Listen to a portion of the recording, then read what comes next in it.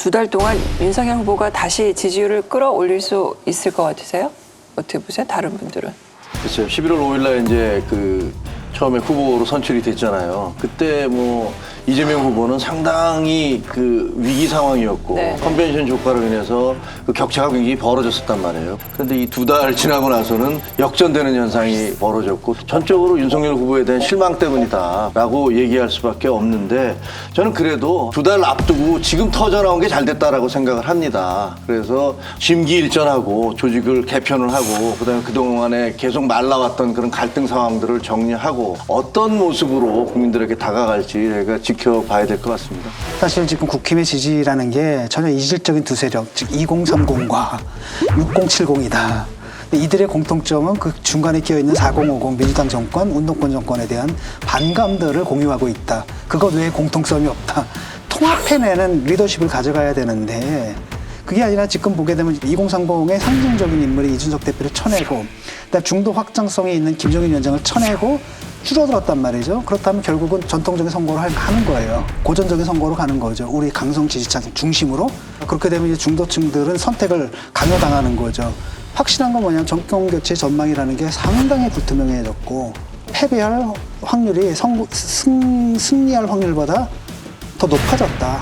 경종을 울려주셔서 감사한데 저는 사실 지지율이 떨어진 것이나 우리의 지지를 세대로만 보는 접근하는 것에 대해서는 찬성하지 않습니다. 아니요, 세대뿐 아니라 중도층도 있습니다. 예, 중도층도 있고요. 실질적으로 사실 지난 두 달을 보면 후보의 잘못도 있었겠지만 지금 현재 내부의 구성이나 내부의 잡음을 보면 후보 지지율이 안 떨어지는 게 이상할 정도로 우리 내부의 갈등이 심했습니다.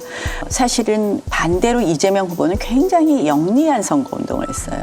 이재명 후보의 당선은 결국 문재인 정부 시즌2인데요. 엄청난 차별화를 통해서 문재인 정부와는 다른 세상을 만들 것처럼 했거든요. 그래서 그런 이재명 후보가 선거운동을 잘한 점이 있었고 이재명 후보가 전열을 정비하면서 이낙연 전 의원까지 같이 합류하면서 민주당의 전통적 지지층이 다시 결집했거든요. 그래서 거기서 조금 뺏어오던 것을 저희가 이제 다시 내어주고 말았죠. 그래서 지금 이제 선거는 결과적으로는 보수와 진보 이 양쪽의 틀이 있고 가운데 중도를 어떻게 먹느냐에 있어서 우리가 그동안 잘못된 선거운동은 전통적 지지층도 잃고 중도층으로 확장하는 것도 잃고 두 가지를 다 잃고 말았다. 나경원 우리 의원님을 오랜만에 뵙고 좀 결례되는 말씀일지 모르지만 고장난 시계를 그걸 이렇게 어린애 갖고 놀다가 다 태엽이 꼬여서 이제는 고칠 수조차 없는 재수리가 가능하지 않는 그런 상태에 이르를 정도로 급락을 했습니다. 그리고 지금에 이르기까지 선대위를 해체하고 김종인 위원장이 하니 그만두니 이준석 당대표가 하니 많이 이런 여러 가지 내에 벌어지는 일이 국민들이 제일 보기 싫어하는 모습이거든요.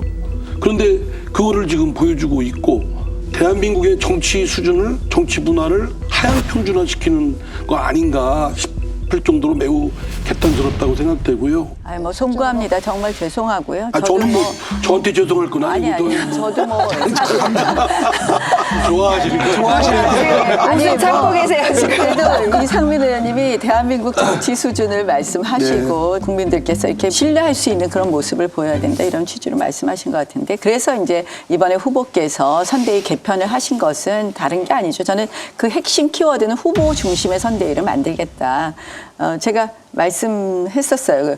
선대위 개편은 어떻게 돼야 되느냐. 후보에 의한, 후보를 위한 선대위가 돼야 된다. 근데 이제 그동안은 우리가 보면 너무 우리 당의 주인공들이 많으시더라고요. 그래서 후보 아닌 분들이 많이 빛날려 하다 보니까 이게 좀 찌그럭찌그럭 했는데요. 조금만 지켜봐 주십시오. 좀 잘 하시게 좀 저희가 잘 도와야 될 것 같습니다. 근데 저는 그런 점에서 좀 팁을 드리면 이재명 후보를 벤치마킹할 필요가 좀 있다고 생각됩니다. 이재명 후보가 여러 같은 비난받고 공격받고 함에도 불구하고 끊임없이 착실하게 정책을 발굴해서 발표를 해왔거든요. 그런데 딱 딱 입맛에 맞는 정책들을 굉장히 잘한 부분들이 많습니다.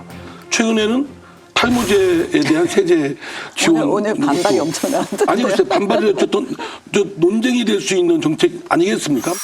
이재명을 뽑는다고요? 이재명은 심는 겁니다. 앞으로 제대로 심는다 이재명. 나의 머리를 위해.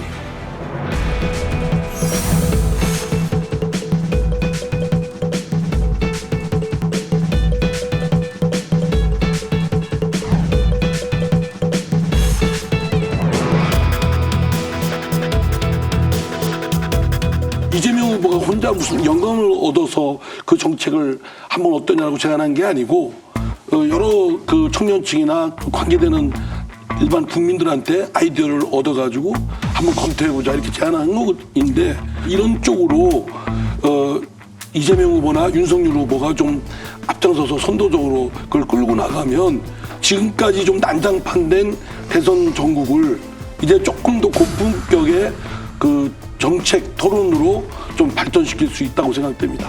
뭐 저도 동감하고요. 이재명 후보가 이제 잘하는 공약 중에 하나는 소확행이라는 예. 타이틀 하에 뭐 이제 탈모, 뭐 임대료 공제 확대 뭐 이런 거 같은 거 저도 눈여겨 봤습니다.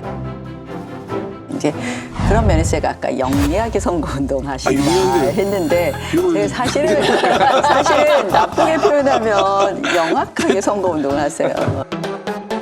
근데 사실 이제 그 이재명 후보하고 윤석열 후보하고 이렇게 비교하는 그 장점이 이재명 후보는 약간 좀 유능하다 뭐 이런 거였고 윤석열 후보는 공정과 상식이었잖아요. 근데 윤석열 후보의 공정과 상식이 떨어진 이유가 처에 관련된 문제였는데 이번에 선대위 새로 개편한다는 걸 발표하면서 또 보여준 모습은 이 부분에 대해서 그렇게 날카롭게 대처할 것 같지 않다. 공정하고 냉정하게 대처할 것 같지 않다라는 느낌을 갖게 한 것 같거든요. 그러니까 이게 사실 자신의 공정과 상식이 자신의 그 정치적 자산이잖아요. 거의 유일한 정치적 자산인데 그걸 좀 까먹었어요.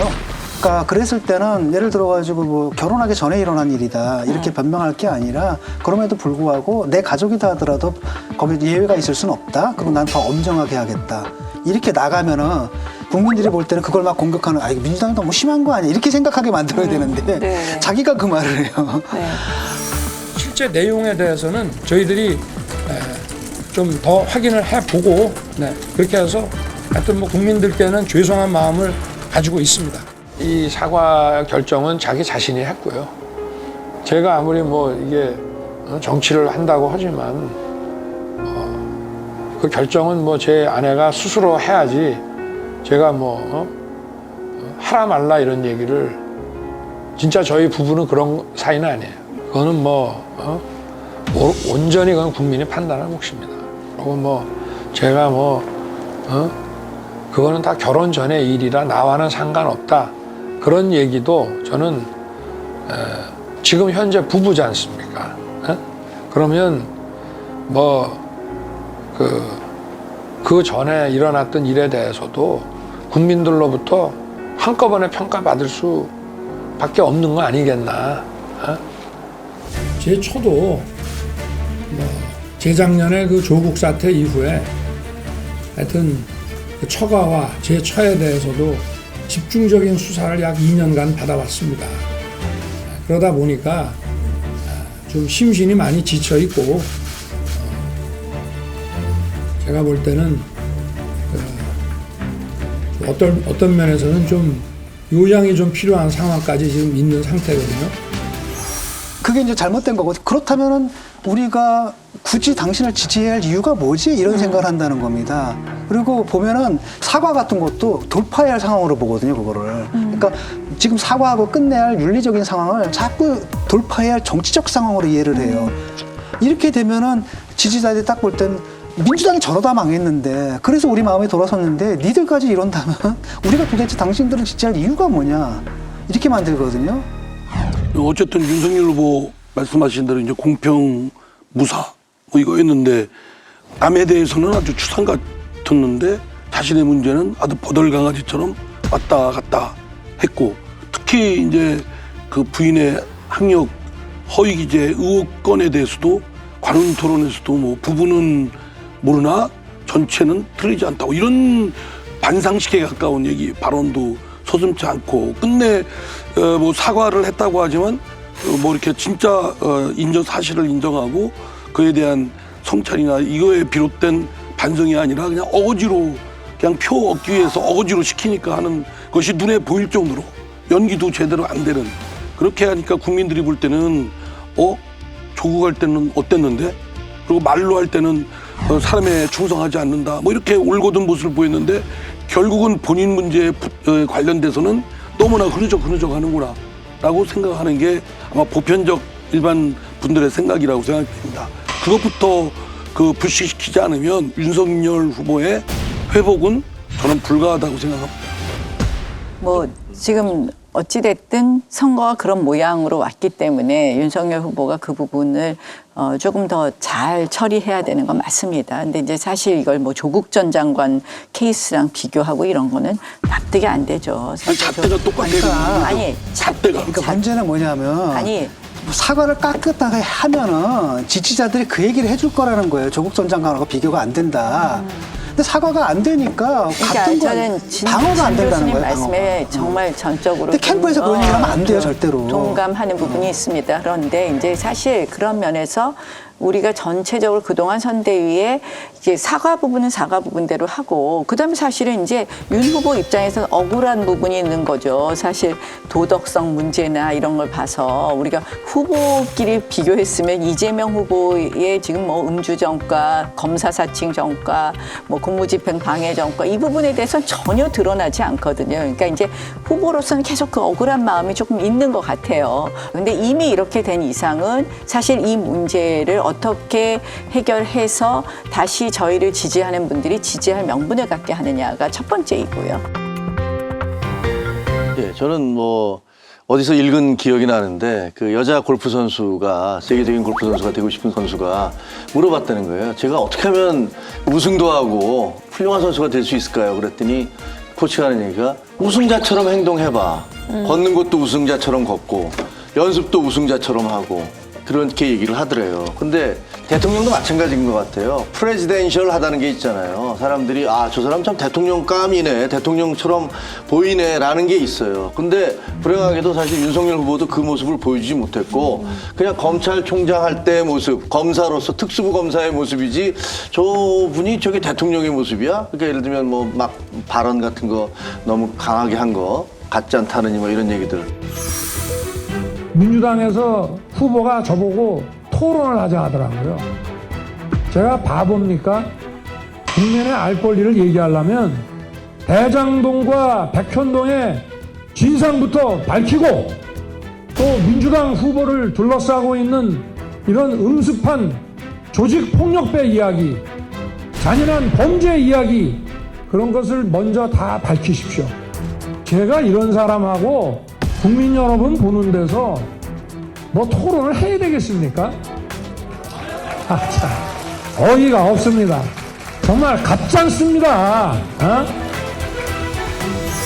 그리고 이재명 후보도 사실은 제가 보기에는 마찬가지로 별로 프레지덴셜하지 않거든요. 이건 무슨 얘기 다 했다가 다 바꾸고 뭐 이런 식으로 하는 것들 문제가 있다라고 생각이 들어져요. 그래서 저는 뭐 여기서 지금 어떻게 윤석열 후보가 지금 질문이 바뀔 수 있을 것인가 뭐 얘기를 했잖아요. 안 바뀌면 지는 거죠. 본인이 나는 검찰총장도 아니고 특수부검사도 아니고 나는 국민의 생명과 재산을 책임지는 대통령이 되려는 사람이고 더구나 남북이 대치 상황 이런 4차 산업시대에 세상이 이렇게 미친 듯이 빨리 돌아가는 세상에서 어떻게 세상을 바꿔나갈 것인가를 책임지는 대통령이 되려는 사람이다라는 것을 본인 스스로 정말 자각을 하셔야 될 것 같아요. 그리고 아까 공정과 상식의 그 이미지는 윤석열 후보가 깨졌다.